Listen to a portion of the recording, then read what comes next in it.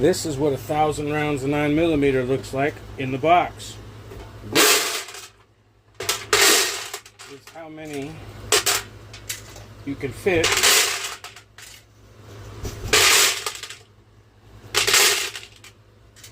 if you put them inside of an ammo can.